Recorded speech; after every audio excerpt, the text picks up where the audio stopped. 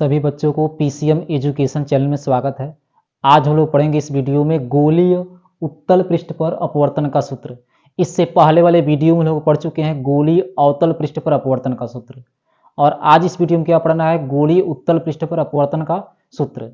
तो दोनों एक का सूत्र एक ही होता है, बस डेरिवेशन में थोड़ा बहुत अंतर मिलेगा। तो चलिए देखिए इसका डेरिवेशन। तो सबसे पहले हम लोग एक बनाएंगे गोलीय उत्तल पृष्ठ।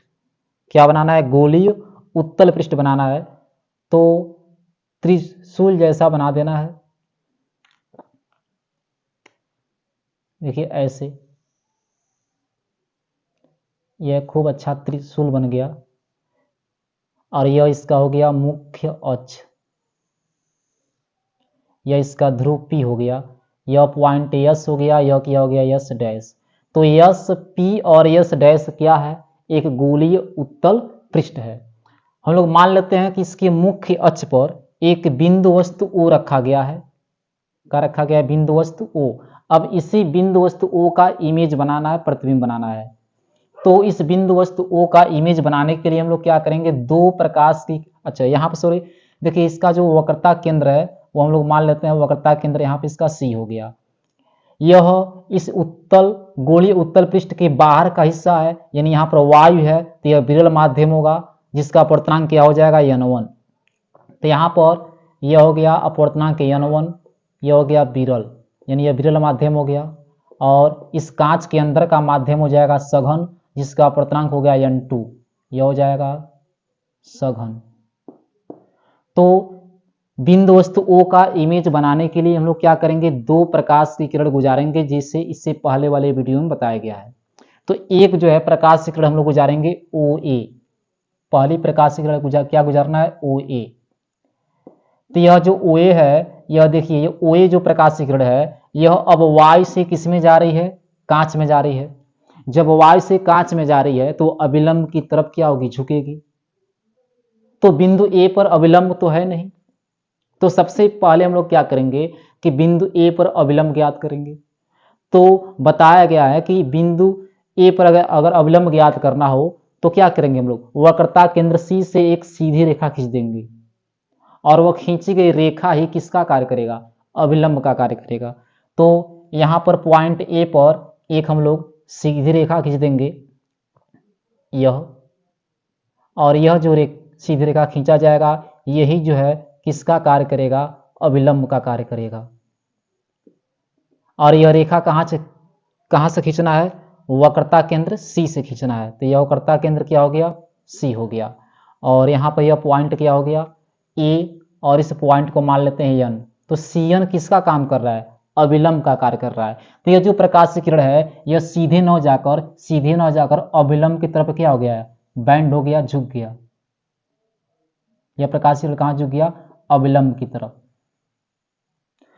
अब देखिए दूसरी प्रकाश की किरण हम लोग कहां से गुजारेंगे, OP दिशा में, यानी इसकी ध्रुव से गुजारेंगे जो सीधे निकल जाएगा। दूसरी प्रकाश की किरण इसकी ध्रुव से गुजारना है, जो क्या होगा, सीधे निकल जाएगा ऐसे।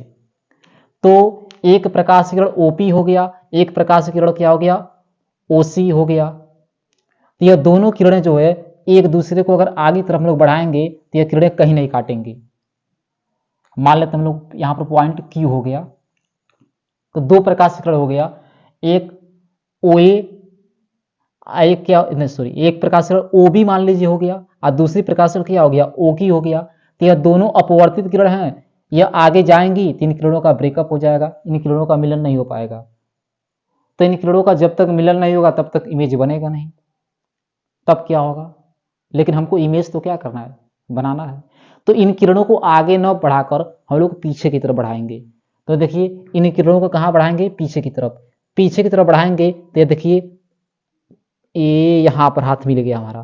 तो ये किरणें जो है पीछे बढ़ाने पर यह मुख्य अक्ष पर किसी न किसी पॉइंट पर काटेंगी, और जिस पॉइंट पर काटेंगी वही क्या होगा, बिंदु वस्तु O का इमेज बनेगा, प्रतिबिंब बनेगा। तो हम लोग मान लेते हैं यह दोनों किरणें एक दूसरे को I पर काट रही हैं, तो I ही क्या होगा, बिंदु वस्तु O का इमेज होगा, प्रतिबिंब होगा। तो चलिए यह वस्तु का मुख्य अक्ष के साथ बना कोण हम लोग मान लेते हैं अल्फा, प्रतिबिंब का मुख्य अक्ष के साथ बना कोण क्या मानेंगे, बीटा, और वक्रता केंद्र के साथ जो कोण बन रहा है यह कोण हम मानेंगे गामा। क्या मान लिया गया? गामा। अब देखिए यह जो पूरा कोण होगा, यह टोटल जो एंगल होगा, यह आपतन कोण क्या हो जाएगा? आई हो जाएगा। आपतन कोण आई हो गया। अब देखिए यहां पर यह अपवर्तन कोण हो गया आर, तो शीर्षाभिमुख कोण से यह जो एंगल होगा यहाँ पे यह भी क्या हो जाएगा? आर हो जाएगा। शीर्षाभिमुख कोण से यह आर है, तो ये देखिए यह भी कोण क्या हो जाएगा? आर हो जाएगा। किस कोण से होगा? तो शीर्षाभिमुख कोण से होगा। और यह पूरा कोण क्या हो गया? आपतन कोण आई हो गया। आया कौन सा माध्यम लिखा गया है? सघन माध्यम। कांच है, तो थोड़ा इसे हम लोग कांच की तरह सजा देंगे कि ऐसा लगे कि यह जो अंदर का माध्यम है यह कांच लिया गया है।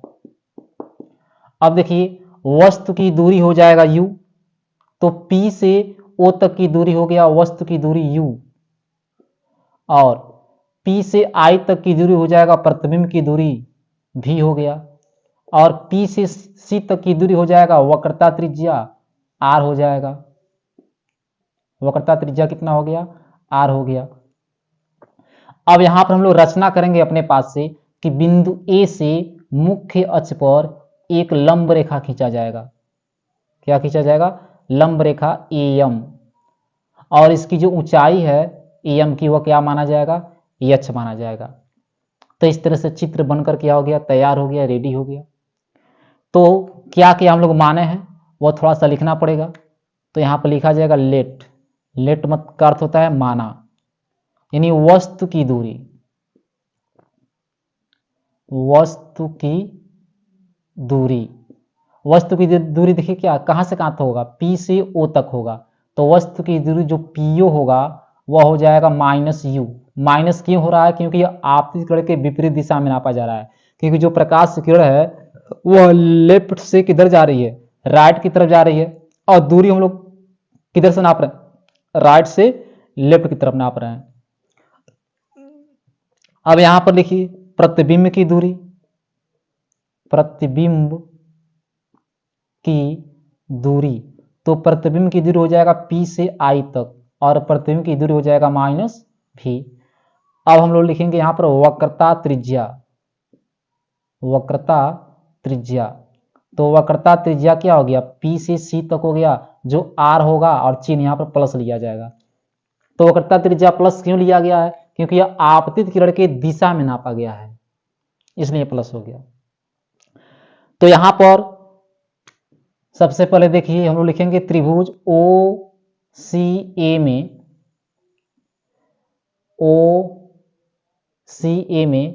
यहां पे जो I है बहिष्कोण हो रहा है। त्रिभुज OCA में I क्या है? बहिष्कोण है। और इससे पहले वाले वीडियो में बताया गया है बहिष्कोण मतलब किसी भी त्रिभुज का बाहर बना कोण क्या कहलाता है? बहिष्कोण कहलाता है। और जो बहिष्कोण होता है वह अंतराभिमुख कोणों के योगफल क्या होता है? बराबर होता है। तो कौन सा त्रिभुज लिखा गया है? OCA। देखिए यहां पर OCA ऐसे, यह O हो गया, C हो गया, A हो गया यहां पर, और यह ऐसे रेखा खींचा गया था N, और यहां पर देखिए यह पूरा कोण यहां पर क्या बन रहा है? I बन रहा है। तो और यहां पर कोण क्या था? अल्फा, और यहां पर कोण क्या था? गामा। तो जो इस त्रिभुज का यह बहिष्कोण है, तो जो बहिष्कोण है वह अंतराभिमुख कोणों के योगफल क्या होगा? बराबर होगा। इससे पहले वाले वीडियो में बताया गया है। इसलिए I जो होगा वह अल्फा प्लस गामा के, यानी अल्फा प्लस गामा के योगफल के क्या हो गया? बराबर हो गया। और ये इक्वेशन नंबर कितना हो गया? फर्स्ट हो गया। अब देखिए अब हम लोग दूसरा त्रिभुज लेंगे ICA। यहां पर लिखा जाएगा त्रिभुज ICA में R बहिष्कोण है। R क्या है? बहिष्कोण है। इसलिए अब देखिए R बहिष्कोण है। कौन सा त्रिभुज? ICA। ICA यहां पर देखिए अलग हम लिख रहे हैं त्रिभुज को। यह I हो गया, C हो गया, और यहां पे यह ए पॉइंट हो गया, यहाँ पर बी पॉइंट हो गया, बी पॉइंट देखिए यह, तो यह ए, इन दोनों रेखाओं के बीच में कोण कितना बन रहा है, आर बन रहा है। और यहाँ पर आई जो है वो कोण बना रहा है बीटा, सी जो कोण बना रहा है वो कितना बना रहा है, गामा बना रहा है। तो आई सी ए में इस त्रिभुज के बाहर कौन सा कोण बन रहा है, आर बन रहा है। तो किसी भी त्रिभुज के बाहर बना कोण क्या होता है, बहिष्कोण होता है। और जो बहिष्कोण होता है वो अंतराभिमुख कोणों के योगफल का क्या होता है, बराबर होता है। तो जो आर होगा, आर वह बीटा प्लस गामा के क्या होगा, योगफल के बराबर होगा। और यह इक्वेशन कितना हो गया, सेकेंड हो गया। तो जब आई और आर का मान निकल गया तो हम लोग यहां पर अप्लाई करेंगे स्नेल का नियम। किसका नियम अप्लाई करना है, स्नेल का नियम। तो यहां पर लिखेंगे हम लोग स्नेल के नियम से, स्नेल के नियम से। तो स्नेल का नियम होता क्या है कि साइन आई अपान में क्या होता है, साइन आर बराबर n2 अपान में क्या होता है, n1 होता है। अब इससे पहले वाले वीडियो में बताया गया है कि यदि हम लोग आई और आर को रेडियन में नापेंगे तो उस केस में साइन आई के बराबर होगा लगभग, और जो साइन आर होगा वह लगभग आर के बराबर होगा। तो यहाँ पर क्या लिखा जाएगा कि यदि आई तथा आर रेडियन में नापा जाए, रेडियन में नापा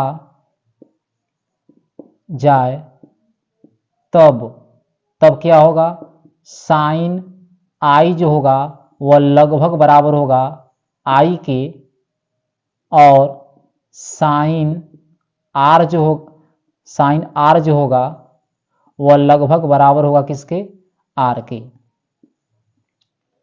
तो चलिए अब इतने का स्क्रीनशॉट लीजिए।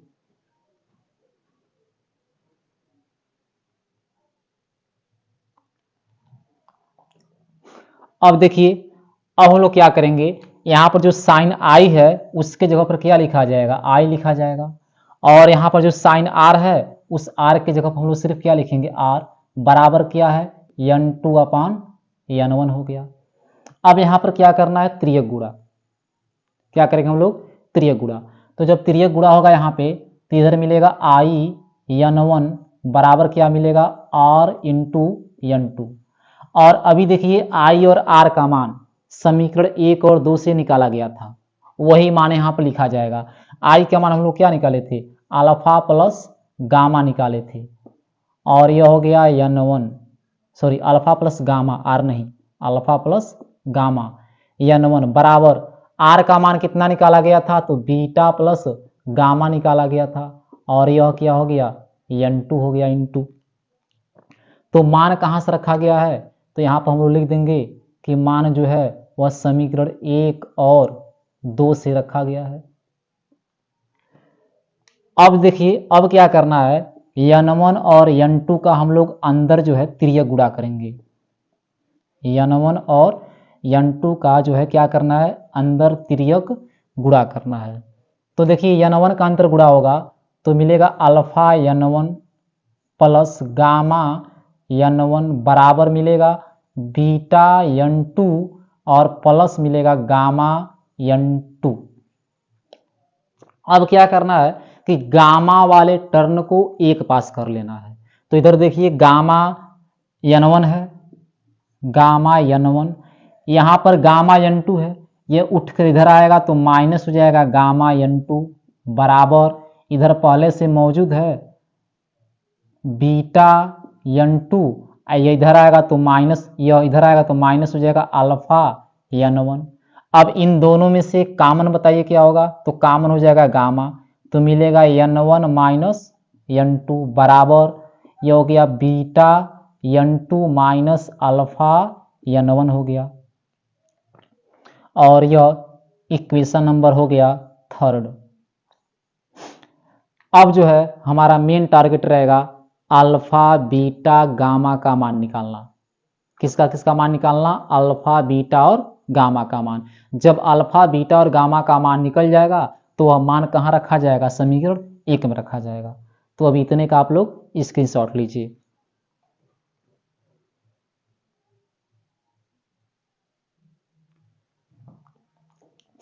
अब देखिए तो हमारा पहला काम हमारा क्या होगा, क्रमानुसार पहले अल्फा निकालेंगे, फिर बीटा निकालेंगे, फिर गामा निकालेंगे, इन तीनों का मान।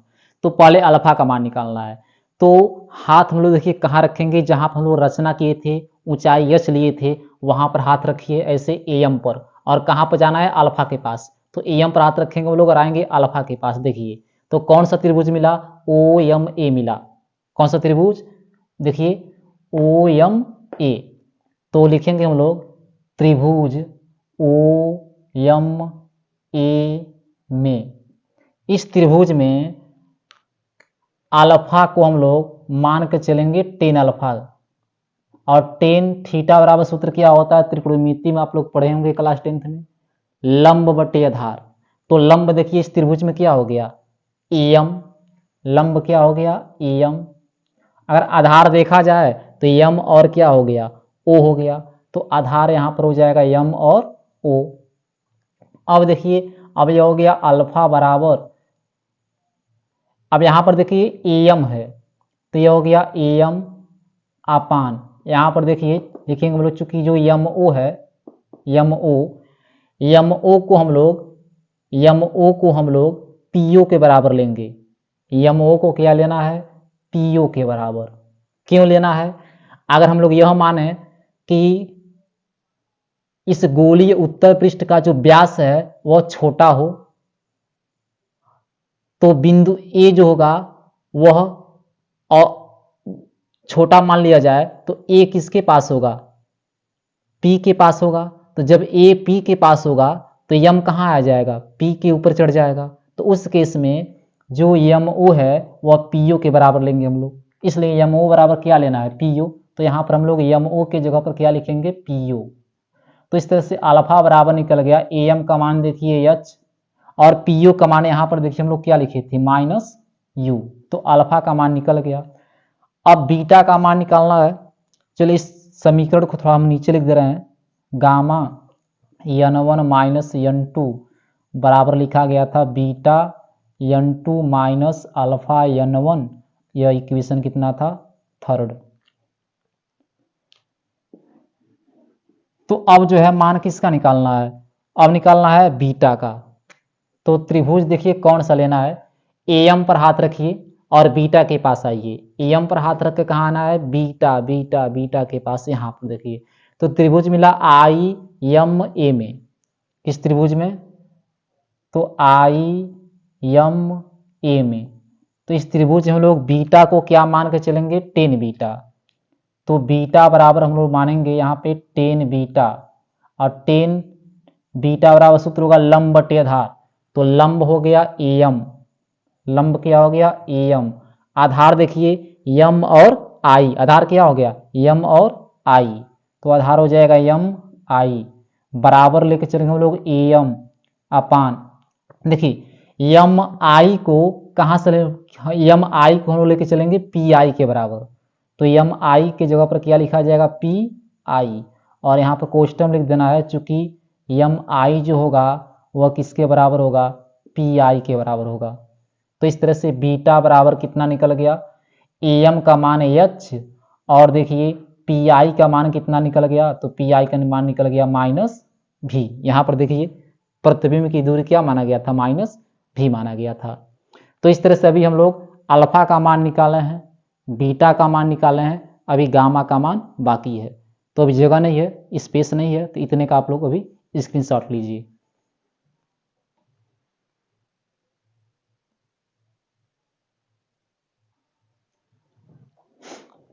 अब देखिए अब किसका मान निकालना है, गामा का। तो एम पर हाथ रखना है और कहाँ आना है, गामा के पास। तो कौन सा त्रिभुज मिला यहाँ पे बताइए, सी एम ए। कौन सा त्रिभुज मिला, सी एम ए। तो यहाँ पर लिखेंगे हम लोग कि त्रिभुज सी एम ए में। तो इस त्रिभुज सी एम ए में जो गामा है, इस गामा को हम लोग मान के चलेंगे लगभग 10 गामा के बराबर। तो लंब बटे आधार होगा, तो लंब हमेशा एम ही होगा सबके लिए, और आधार देखिए तो आधार हो गया m और c, आधार हो गया m c, तो हो जाएगा गामा बराबर am अपान, अब यहाँ पर हम लिखेंगे चूंकि जो mc होगा, देखिए mc को क्या लेके चलेंगे हम लोग, pc के बराबर, तो mc जो होगा वो pc के बराबर होगा, तो यहाँ पर जो mc लिखा गया है इसके जगह पर लिखेंगे pc, तो गामा बराबर am का मान क्या लिखा जाएगा h, और pc का मान देखिए यहाँ पर वक्रता त्रिज्या है चिन्ह सहित प्लस r लिखा जाएगा, प्लस मत लिखिए सिर्फ r लिख दीजिए। तो इस तरह से अल्फा का मान निकाल चुके, बीटा का मान निकाल चुके और गामा का मान निकाल चुके। अब इन तीनों का मान कहाँ रखना है, समीकरण 1 में रखना है। तो चलिए देखिए, अब हम लोग लिखेंगे यहाँ पे कि अल्फा कामा बीटा तथा गामा का मान समीकरण 3 में रखने पर तो समीकरण 3 देखिए यहाँ पर है नीचे आपके सामने। तो गामा का मान क्या रखना है, h अपॉन r, फिर n1 माइनस n2 बराबर बीटा आ गया, और बीटा का मान निकाला गया था h अपॉन माइनस v, और यहाँ पर क्या हो गया n2, फिर माइनस अल्फा का मान, तो अल्फा का मान हम लोग निकाले थे h अपान में माइनस u, और इंटू यहाँ पर क्या हो गया n1 हो गया। तो अल्फा बीटा और गामा का मान कहाँ रख दिए हम लोग, समीकरण 3 में रख दिए। अब इसको हल करना है, तो इसके लिए देखिए क्या होगा, यह हो गया h अपान r n1 माइनस n2 बराबर, अब देखिए इन दोनों जगह से h कॉमन हो जाएगा, तो यह ऊपर यहाँ पर क्या मिला n2 अपान नीचे क्या मिला माइनस v, यह माइनस माइनस क्या हो जाएगा प्लस, h बाहर आ चुका है, ऊपर क्या प्राप्त हुआ n1 अपान में क्या आ गया u आ गया। तो चलिए अभी इतने का स्क्रीनशॉट लीजिए आप लोग।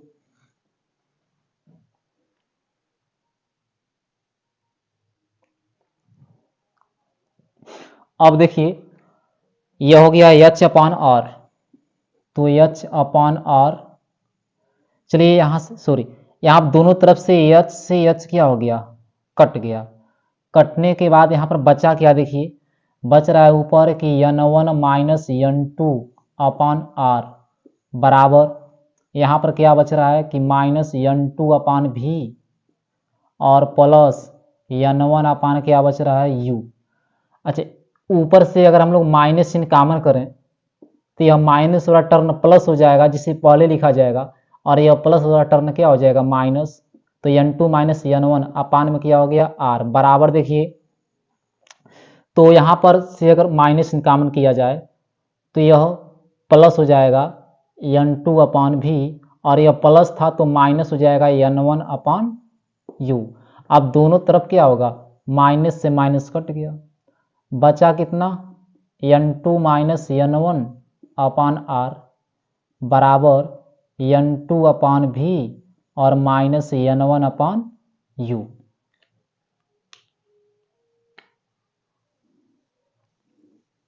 तो एक सूत्र यह हो गया।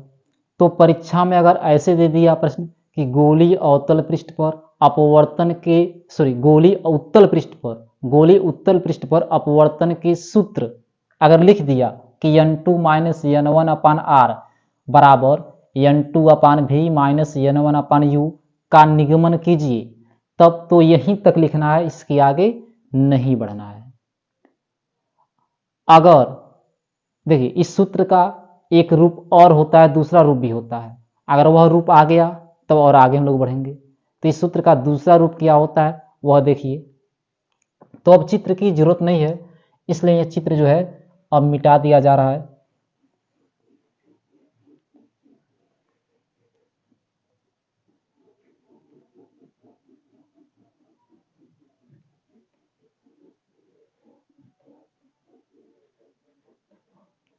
तो इस सूत्र का हम लोग क्या लिखेंगे यहाँ पे, इसका दूसरा रूप क्या हो सकता है। चलिए देखिए, उसके लिए हम लोग यहाँ पे थोड़ा सा एक लाइन लिखेंगे कि यदि विरल माध्यम के सापेक्ष, यदि विरल माध्यम के सापेक्ष सघन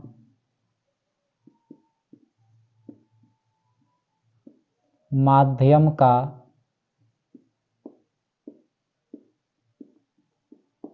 अपवर्तनांक n हो तो n बराबर हो जाएगा n2/n1। तो अगर हम लोग यहाँ से तिर्यक गुणा करें तो n2 बराबर निकलेगा n और n1 निकलेगा। तो इस सूत्र में जहां जहां n2 है, क्या है, जहां जहां n2 है उसके जगह हम लोग क्या लिखेंगे, n और n1। तो यहाँ पर देखिए n2 दिखाई दे रहा है, इस n2 की जगह पर क्या लिखा जाएगा, n n1 माइनस पहले से यहाँ पर n1 है, अपान में क्या हो गया, r हो गया, बराबर फिर यहाँ पर n2 आया, इस n2 की जगह पर हम लोग क्या लिखेंगे, n n1 अपान भी माइनस n1 अपान u। अब इन दोनों में से देखिए ऊपर से क्या कॉमन हो गया, n1, तो मिला n-1 अपान r। यहाँ से भी ऊपर से क्या कॉमन होगा, n1, तो बचेगा n अपान भी -1 अपान u। तो अब यहाँ पर n1 से n1 कट गया, बचा n-1 अपान r बराबर n अपान भी -1 अपान u। तो इस सूत्र का दूसरा रूप यह होगा। तो परीक्षा में प्रश्न दो तरह से पूछेगा, एक पूछेगा कि गोलीय उत्तल पृष्ठ पर अपवर्तन के सूत्र n2 माइनस n1 अपान r बराबर n2 अपान भी माइनस n1 अपान u का निगमन कीजिए। तो यहीं तक लिखना है, इसके आगे नहीं बढ़ना है। अगर प्रश्न पूछ दिया कि गोलीय उत्तल पृष्ठ पर अपवर्तन के सूत्र n-1 अपान r बराबर n अपान भी माइनस 1 अपान u का निगमन कीजिए, तो हम लोग यहां तक लिखेंगे। अगर प्रश्न ऐसे पूछ दिया कि गोलीय उत्तल पृष्ठ पर अपवर्तन के सूत्र का निगमन कीजिए, तब यहां तक लिखना पड़ेगा पूरा। तो इस तरह से यह महत्वपूर्ण हेडिंग था 2024 के बोर्ड एग्जाम के लिए। तो आज की वीडियो में बस इतना ही, धन्यवाद।